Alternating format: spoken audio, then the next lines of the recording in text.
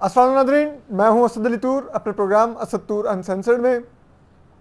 आज हम आपसे बात करेंगे, एक तो आज हम आपको अंदर की खबर देंगे जो बनी गाला में साबिक वज़ीर आज़म इमरान खान की ज़ेर सदारत जो पीटीआई का इजलास हुआ, जिसमें ये फ़ैसला हुआ कि इमरान खान साहब आज पेश होंगे, कल पेश होंगे इंसदाद दहशत गर्दी की अदालत में अपनी ज़मानत की कंफर्मेशन के लिए।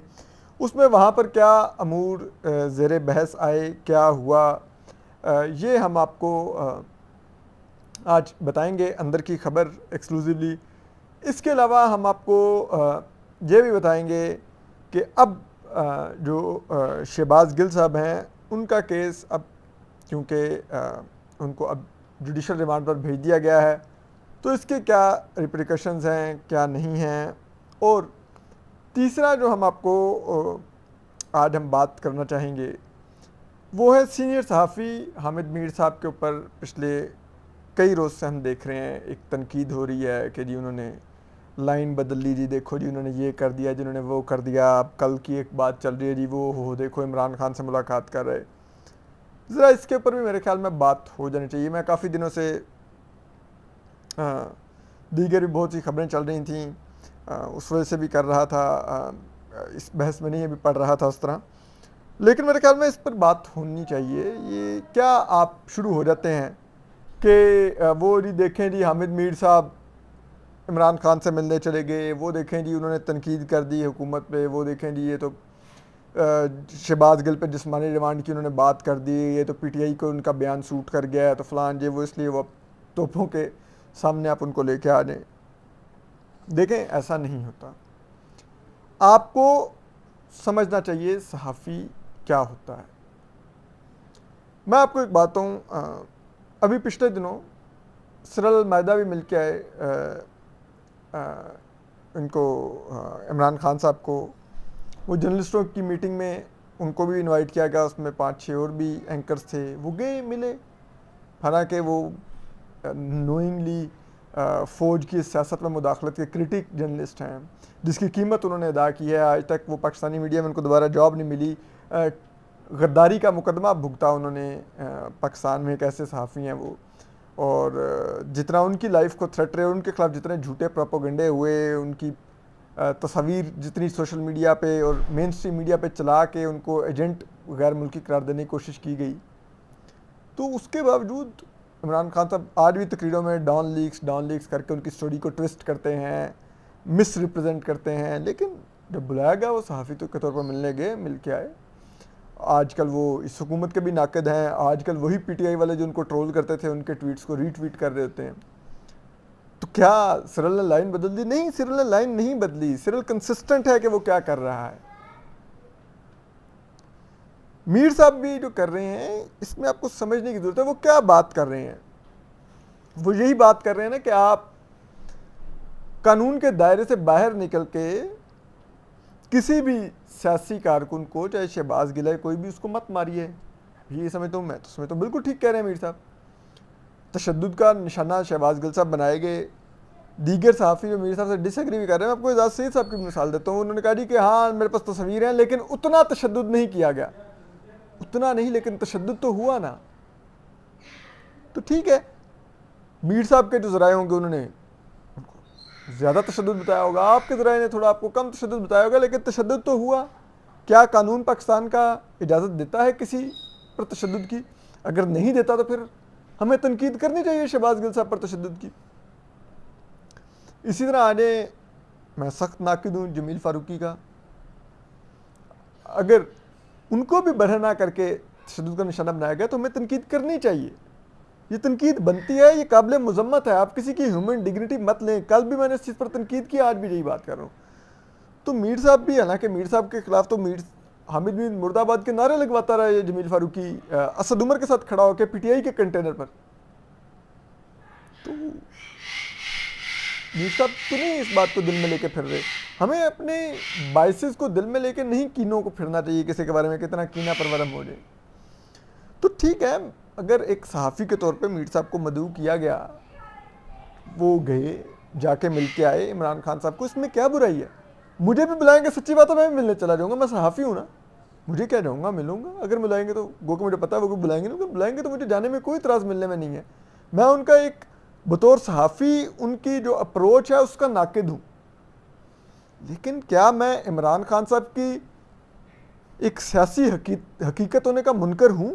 میں بالکل ان کے سیاسی حقیقت ہونے سے انکاری نہیں ہوں. وہ ایک سیاسی حقیقت ہیں, وہ ایک سائزیبل فالوئنگ رکھتے ہیں, ایک پاپولیرٹی رکھتے ہیں, ان کی ایک ووٹر سپورٹر بیس ہے ان کا. چاہے آپ ان کی اپروچ سے ان کے ووٹر سپورٹر بیس کے, میں کہتا ہوں یہ سب لوگ فاشسٹ ہیں, میں ان کا ناقد ہوں اس بنیاد پہ, لیکن کیا میں اس کے ایگزسٹنس سے ڈینائل میں چلا جاؤں؟ تو وہ تو میں نہیں ہوں نا یار, صحافی ہوں. تو میر صاحب بھی ملنے چلے گئے تو کیا ہو گیا, اس میں کیا ہے, وہ جا کے مل کے آئیں گے. میری تنقید وہاں سے شروع ہوتی ہے جب صحافی, سو کالڈ صحافی لائک یہ گیلا تیتر عمران ریاض خان یا یہ جمیل فاروقی یا یہ اسی قبیلے کے دیگر لوگ, جب یہ کنٹینروں پہ چڑھ کے ان کے سیاسی سیمینارز میں ان کے سٹیج پر چڑھ کے تقاریر شروع ہو گئے, وہاں سے میری ان سے ڈس ایگریمنٹ شروع ہوا کہ یار یہ لوگ صحافی نہیں کہلا سکتے جو یہاں پہ کھڑے ہو کے تنقید کر رہے ہیں, اور ان کی دور حکومت میں ان کی پی آر کا کام کرتے تھے, وہ صحافی نہیں ہیں. اور اب جب یہ حکومت سے نکلے ہیں تو وہ اب جسے کہتے ہیں ریاست کے ناقد بن گئے. جب تک ریاست ایک دھاندلی سے کر کے عمران خان صاحب کو اس نے انسٹال کیا تھا تو یہ لوگ سپورٹر تھے, جب ریاست نے جسے کہتے ہیں وہ نیچے سے کارپٹ کھینچ لیا تو یہ مخالف ہو گئے. تو میں اس وجہ سے ان لوگوں کا ناقد ہوں. لیکن آپ دیکھیے یہ بات آپ کو سمجھنی چاہیے, صحافی کا کام پی آر کرنا ہوتا ہی نہیں ہے. تو میر صاحب اگر یہ آج اس حکومت پر تنقید کر بھی رہے ہیں تو وہ اصولوں کی بنیاد پہ کر رہے ہیں, کوئی وہ ذاتیات کی بنیاد پر تو نہیں کر رہے. ہم سب لوگ اس چیز کے مخالف ہیں, تشدد نہیں ہونا چاہیے, سب لوگ اس چیز کے مخالف ہیں کہ صحافت کی آزادی پر قدغنیں نہیں ہونی چاہیے. تو اس میں کیا ہے؟ آپ ایک بات دیکھیے, ہمارا جو پوائنٹ ہے, جو جس بنیاد پہ اس پر تنقید کرتے ہیں حامد میر صاحب یا سرل المائدہ یا دیگر جو انڈیپینڈنٹ جرنلسٹ ہیں, ان کا بنیادی نقطہ کیا ہے کہ بھائی کل میڈیا پر یہ قدغنیں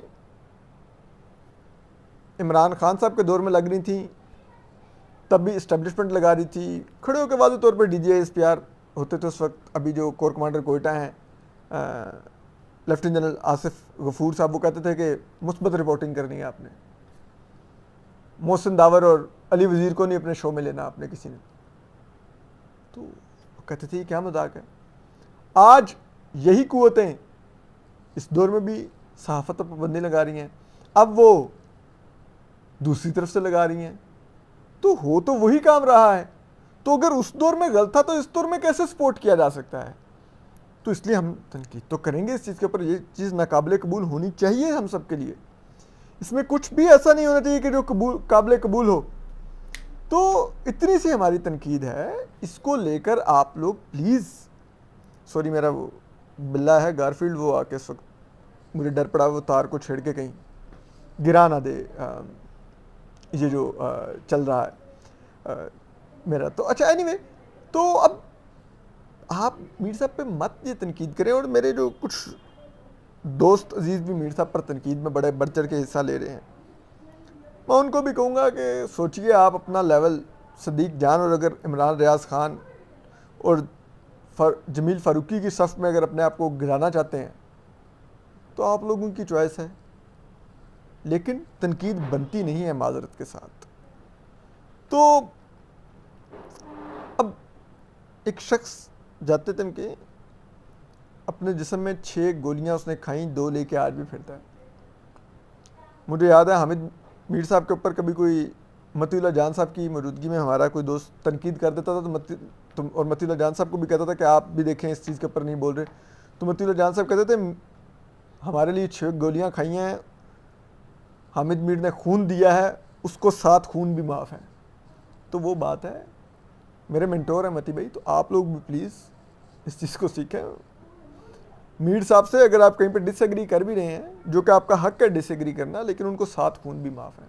تو ٹھیک ہے, ان کی آپ کسی رائے سے ڈس ایگری کریں, ان کی رائے سے اختلاف کریں, اس پر تنقید بھی کر سکتے ہیں, لیکن یہ نہیں کہ آپ ان کو شروع ہو جائیں کہ ان کی صحافت یہ, ان کا صحافت وہ.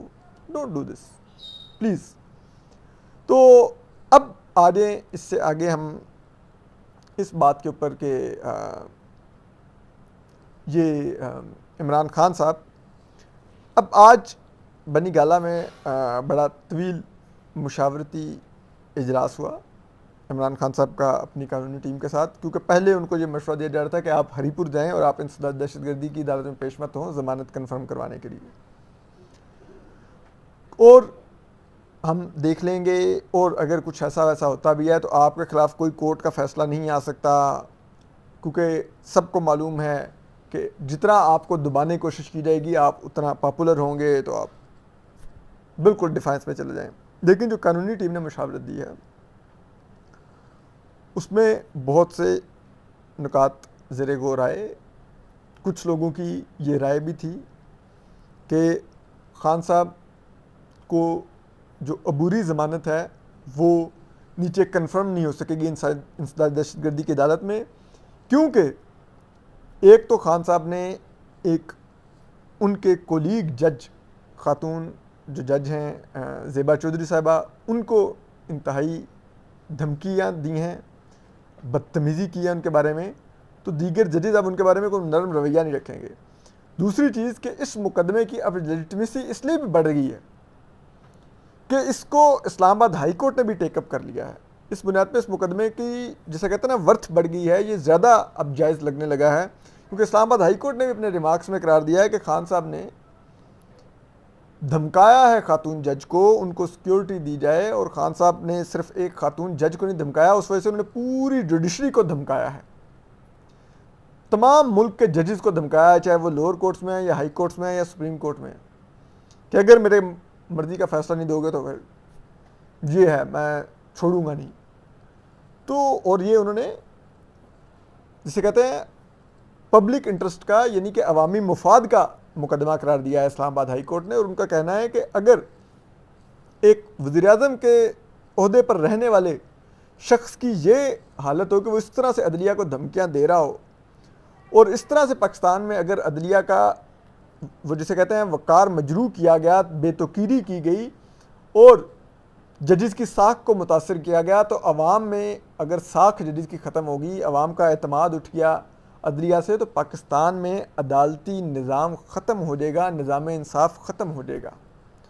تو اب ایسے میں جب خان صاحب نے یہ کیا ہو تو پھر وہاں پہ یہ بھی ڈسکس آیا کہ پھر تو اس کا مطلب ہے کہ خان صاحب کی بیل وہ جج کینسل بھی کر سکتا ہے اور خان صاحب گرفتار ہو سکتے ہیں، اور اس صورت میں خان صاحب اگر گرفتار ہوئے تو پھر سیاسی جو مشیر تھے ان کا یہ کہنا تھا کہ آپ کا پھر رابطہ کٹ جائے گا، جو کچھ آپ کر رہے ہیں، عوامی رابطہ مہم چلا رہے ہیں، جس طرح سے پرویز الہی سے آپ رابطے میں ہیں اور پنجاب میں آپ چیزیں مینیج کر رہے ہیں، کے پی مینیج کر رہے ہیں، وہ وقتی طور پر ان میں تعطل آ جائے گا، اور پھر آپ کی شکل ہو سکتا ہے ہمیں صرف 31 اگست کو دیکھنے کی ملے، جہاں پہ ہم کوشش کر سکتے ہیں کہ عمران خان صاحب کو جیل سے نکالو، پولیس کے لاک اپ سے نکالو اور لا کے پیش کرو اس میں اسلام آباد ہائی کورٹ میں، جہاں پر ان کو ان پرسن یعنی کہ ذاتی حیثیت میں طلب کیا گیا ہے اسی توہین عدالت کے کیس میں جو عمران خان صاحب نے ایک خاتون جج کی توہین کی ہے.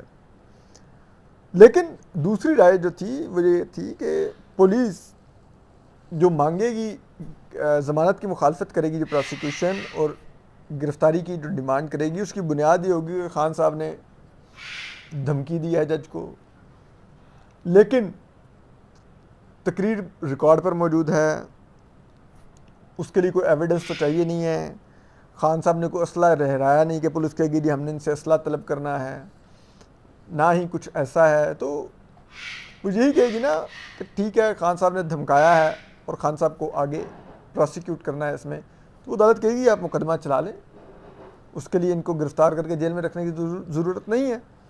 تو اس بنیاد پہ اتنا بھی آسان نہیں ہے کہ خان صاحب کی ضمانت جج اسٹریٹ وے کینسل کر دیں اور خان صاحب کی گرفتاری کا حکم دے دیں، تو یہ اتنا آسان نہیں ہے. تو آپ خان صاحب کو پیش ہونے دیں اور مت روکیں. تو اس پر پھر جب یہ بات چیت ہوئی تو اس کے بعد پھر یہ فیصلہ طے پایا کہ عمران خان صاحب پیش ہوں گے کل صبح جو عدالت ہے انسداد دہشت گردی کی، اس میں G11 میں، اور وہاں پر وہ اپنی ضمانت کو کنفرم کروائیں گے اور اس کے بعد پھر وہ اپنی سیاسی سرگرمیوں کا آغاز کریں گے. لیکن اس میں جو ایک اور پوائنٹ جو زیر غور آیا وہ دفعہ 144 کا بھی آیا، اور اس میں یہ کہا گیا کہ اس میں ابھی تک کچھ 6 لوگوں نے تو ضمانت کروا لی ہے پی ٹی آئی کے، لیکن جن لوگوں نے ضمانت نہیں کروائی ان میں عمران خان صاحب کی اپنی ذات بھی ہے. تو یہ نہ ہو کہ پولیس اس مقدمے میں ان کو گرفتار کر لے. تو اس میں بھی کہا گیا کہ وہ اتنا آسان نہیں، اگر اس میں گرفتاری کی گئی تو اس میں تو ضمانت بہت آسان ہے، جو بہت آسانی سے ضمانت ہو جائے گی. تو یہ جو امور تھے یہ زیر غور آئے. جبکہ اس کے علاوہ جو ایک اور جو چیز ہے وہ اگر آپ دیکھیں کہ علی وزیر صاحب نے بھی اسی قسم کی ایک تقریر کی تھی کراچی میں، لیکن وہ اس سے مختلف تھی. انہوں نے پاک فوج کو تنقید کا نشانہ بنایا کہ آپ لوگ ان دہشت گردوں کی ابھی بھی ان سے روابط میں ہیں اور کہیں نہ کہیں سرپرستی کر رہے ہیں، اور ہم آپ کو اس پر معاف نہیں کریں گے، کیونکہ ظاہری بات ان کے گھر میں جنازے اٹھے ہوئے تھے. تو جب ان کی ضمانت کا میٹر یہاں پر آیا سپریم کورٹ میں، تو میں نے کور کیا اس میں جس سردار طارق مسعود صاحب اس بینچ کی سربراہی کر رہے تھے. تو جب ان کی ضمانت کی مخالفت کی گئی ریاست کی طرف سے، تو انہوں نے بار بار ایڈیشنل اٹارنی جنرل سے پوچھا کہ مجھے ایک چیز بتائیں، علی وزیر نے اگر دھمکی دی فوج کو تو کیا اس نے ہتھیار اٹھایا؟ کیا ان کی دھمکی کے بعد پی ٹی ایم کے لوگوں نے کسی ایک فوجی اہلکار کو شہید یا زخمی کیا؟ کیا کوئی ایک بھی گملہ ٹوٹا ان کے اس تقریر کی وجہ سے وہاں پر؟ تو جواب تھا نو.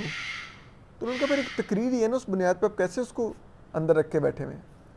تو انہوں نے ضمانت دی تھی. وہ ایک الگ بات ہے کہ پھر بھی ہماری ریاست اتنی بدترین اتنی بے شرم ہے کہ آج تک انہوں نے علی وزیر کو باہر نہیں آنے دیا اور مقدمات میں الجھا کے اندر رکھا ہوا ہے. لیکن تو یہی گراؤنڈ اگر دیکھے جائیں تو عمران خان صاحب کے بارے میں یہی کہا جائے گا کہ بھائی ابھی تک کوئی ایسی کارروائی تو نہیں نہ ہوئی عملی طور پہ. پی ٹی آئی نے کہیں پہ اگر کوئی ان کے لوگوں نے کوئی ریاستی اہلکاروں پر کوئی حملے کرنے شروع کر دیے ہوں، یا جسے کہتے ہیں جو جج زیبا چودھری صاحبہ ہیں ان پر کوئی حملہ تو نہیں ہوا. تو یہ اس لیے دیکھنے والا معاملہ ہے، ویری ٹرکی. تو کل اب دیکھتے ہیں عمران خان صاحب کو ضمانت ملتی ہے نہیں ملتی ہے، یہ بڑا ہی دلچسپ ہوگا. تو ہم آپ کو کل بھی اپڈیٹ کریں گے اس سے. اپنا خیال رکھیے، سلامت رہیے، اللہ حافظ.